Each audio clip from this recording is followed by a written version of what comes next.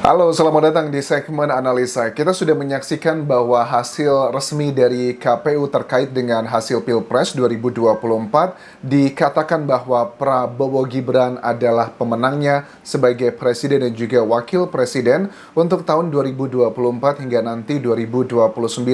Ada beberapa hal yang menarik yang akan aku bahas di sini dari berbagai statement dari ketiga pasangan di sini, terutama adalah calon presidennya. Terus juga pada saat Ketua KPU Hashim Asy'ari ya menyampaikan hasil perhitungan dari KPU secara resmi, itu kok beliau kayaknya gemeteran suaranya. Ada yang bilang bahwa apakah jangan-jangan Bapak Hashim ini ketakutan ataupun juga nervous ataupun juga karena ngerasa menyampaikan kebohongan. Itu kan banyaknya spekulasi yang beredar di masyarakat, tetapi yang disampaikan di sini adalah bahwa suara sah untuk periode 2024 ini di Pilpres tahun ini adalah sejumlah suara 164.270.475. Itu adalah surat suara yang syah.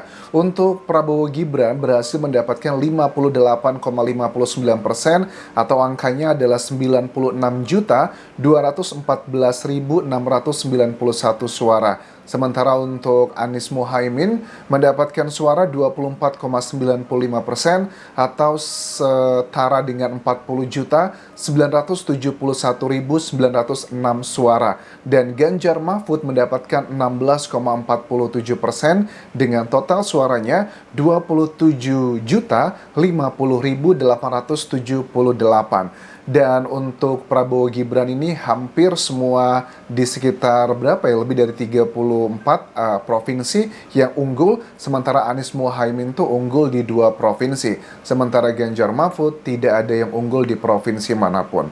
Wah, apakah ini jangan-jangan menjadi salah satu alasan dari reaksi Pak Ganjar pada saat memberikan keterangan reaksi dari hasil pemilihan Pilpres 2024 ini? Pak Ganjar tuh sedikit berbeda dengan sebelumnya. Kalau sebelumnya ekspresinya sama, penuh dengan senyuman yang karismatik, tetapi nggak bisa dipungkiri ada kayak aura yang mungkin tidak bahagia, lemes, tidak berapi-api, atau kalau sebagian masyarakat atau netizen bilang kan kesannya kalau Pak Ganjar ngomong itu sebagian menginterpretasikan sebagai kemelinti bahasa Jawanya, atau gayanya itu mungkin sok-sokan gitu kan ya. Tapi ini berbeda pada saat di pemaparannya Pak Ganjar setelah ada keputusan resmi dari KPU tersebut.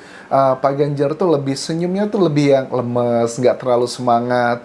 Ada beberapa hal yang disampaikan dari Pak Ganjar. Pertama begini, bahwa proses pemilu 2024 ini pada saat kami katanya turun ke lapangan bertemu masyarakat, cerita-cerita dari aparatur yang terlibat, bantuan sosial secara masif, itulah yang sedang kami amati dan memang sudah kami temukan banyak sekali bukti mengarah ke sana. Makanya keputusan kami memang sudah membulatkan untuk melakukan langkah hukum berikutnya, yakni adalah menuju ke Mahkamah Konstitusi atau ke MK. Bahkan Ganjar Pranowo pun menyebutkan katanya ada sebuah riset ya yang mengatakan bahwa adanya korelasi bantuan sosial bansos dari pemerintah dengan Pilpres 2024. Kemudian ada money politik dan juga intimidasi. Tetap narasi yang sama dari dulu sampai sekarang, dan kami laporkan ini ke KPU dan Bawaslu. Namun sayangnya tidak semua yang kami laporkan itu direspon. Makanya kami sudah siapkan untuk benteng terakhir adalah ke Mahkamah Konstitusi. Mudah-mudahan Mahkamah Konstitusi masih memiliki kredibilitas untuk menjaga demokrasi ini. Itu adalah statement dari Ganjar Pranowo. Lantas bagaimana dengan Anies Baswedan yang juga memberikan statement terkait dengan hasil Pilpres 2024 yang telah disampaikan secara resmi oleh KPU? Statement intinya Anies Baswedan bilang bahwa proses dan hasil Pilpres 2024 sama-sama penting. Oke, kalau prosesnya bermasalah, pasti hasilnya pun demikian. Tipikal dari Pak Anies ya pada saat menyampaikan apapun itu menggunakan bahasa kiasan. Tetapi it's okay, it's fine gitu. Memang ada proses yang kita akui, aku pun mengakui ada berbagai macam hal-hal yang tidak berjalan semestinya. Tetapi sekali lagi, apakah hal yang tidak berjalan semestinya itu sifatnya masif ataukah hanya di bagian tertentu? Karena kalau kita lihat dari hasil Pilpres 2024 ini saja, pasangan Anies Mohaimin kan menang di 2 provinsi. Sementara yang lainnya menangnya adalah Prabowo Gibran. Apakah semuanya tuh 30-an provinsi di Indonesia ada proses yang rusak seperti itu? Well, ini harus ada pembuktian karena dalam dunia hukum itu untuk menentukan satu hal fakta harus didukung dengan 2 alat bukti yang kuat. Alat bukti ada 5, keterangan saksi, keterangan ahli, keterangan terdakwa, petunjuk, dan juga surat. Dalam pengajuan sama juga timnya Anies Baswedan kan juga sama mengajukan ke Mahkamah Konstitusi apakah dari tim pertama dan juga tim ketiga, urutan ketiga maksudku, dari pasangan Capres-Cawapres ini akan bekerja sama untuk mengumpulkan alat bukti tersebut, ya bisa-bisa aja. Tetapi seperti yang sudah kita ketahui bersama bahwa kayaknya sangat kecil kemungkinan kalau dari keputusan atau orang-orang yang kalah dalam Pilpres 2024 itu bisa menang lah melawan keputusan dari KPU karena angkanya kan jauh sekali teman-teman. Let's say Prabowo Gibran tuh 58,59%. Yang paling dekat kan Anies Mohaimin 24,95%. Anggap aja kalau memang keeroran tersebut terjadi adalah sekitar 5%. 5% itu udah banyak banget dari total suara syahnya 164 juta sekian. 5% itu udah berapa juta suara? Apakah sampai semasif itu? I don't think so. Kalaupun memang mereka punya keyakinan sampai segede itu angkanya, ya silahkan dibuktikan. Karena kalau seandainya anggap aja 8% suara yang error atau 5% begitu karena mungkin kecurangan, karena mungkin kesalahan hitung dan sebagainya, tetap aja Prabowo Gibran itu masih di atas 50% dan secara aturan undang-undang bahwa mereka bisa menang 1 putaran. Karena untuk menang 1 putaran kan ada beberapa persyaratan, diantaranya harus suaranya di atas 50%, harus menang di setengah total provinsi Indonesia dengan angka minimal adalah 20% di setiap provinsi tersebut. So, menurut aku hitung-hitungan di atas kertas kayaknya agak sulit untuk membatalkan hasil pemilu 2024 ini. Lantas bagaimana dengan statement dari Prabowo Subianto yang memberikan statement tanpa didampingi wakil presiden terpilihnya?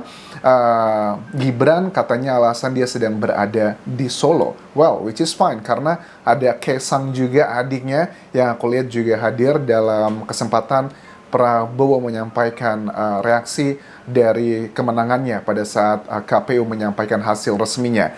Ada beberapa hal yang disampaikan selain ucapan terima kasih ke semua pihak, mulai dari timnya sampai ke lawan-lawan politiknya. Ada juga statement dikatakan dari Prabowo ini yang menurut aku memberikan makna yang sesuatu hal pengen disampaikan di tengah banyak sekali pro kontra pemilu 2024 ini.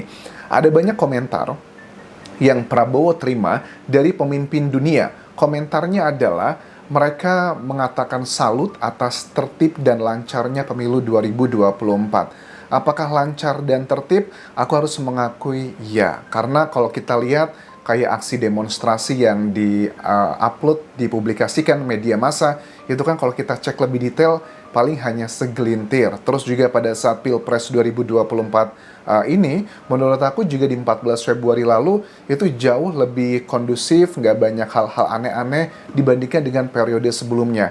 Aku harus setuju dengan statement bahwa banyak pemimpin dunia mengatakan bahwa pemilu Indonesia di 2024 ini sudah sangat lancar, relatif lah, kurang lebih seperti itu, terlepas ada beberapa hal yang memang nggak pas ya, wajar aja sih. Kita kan ada berapa 164 juta sekian suara kan yang sah, yang sudah diterima. Negara-negara lain kan paling kalau pemilu itu paling cuma berapa puluh juta atau bahkan tidak sampai 50 juta. Kalau kita kan penduduknya banyak banget, jadi apalagi dengan wilayah kita yang terpisah-pisah, ada banyak pulau, terpisah dengan lautan, pegunungan, itu juga sangat sulit untuk mengirimkan logistiknya, jadi nggak gampang. Kemudian juga kami akan buktikan, kata Prabowo Subianto, kinerja kami ke Anies dan juga Ganjar.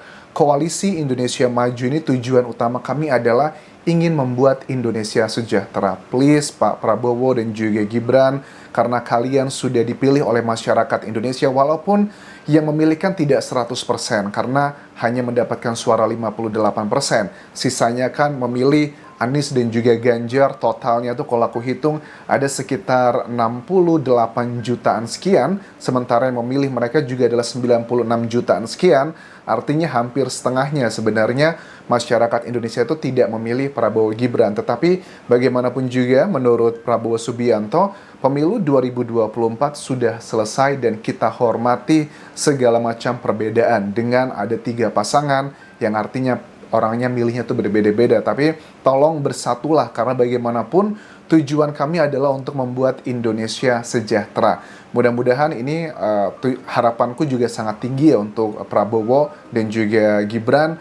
Dengan berbagai macam drama, menurut aku Indonesia tuh harusnya sudah tidak lagi terjebak sebagai negara berkembang. Harusnya sudah laju menjadi negara maju, jangan terjebak di situ aja. Singapura aja yang tidak punya sumber daya alam yang sehebat Indonesia itu sudah masuk dalam jajaran negara maju di dunia. Paling enggak sudah masuk top 10, top 5 tiap tahunnya. Tetapi Indonesia dan Singapura yang jaraknya cuma sekitar 1 jam doang naik pesawat, tetapi kita jauh sekali. Di Indonesia juga masih banyak pengangguran.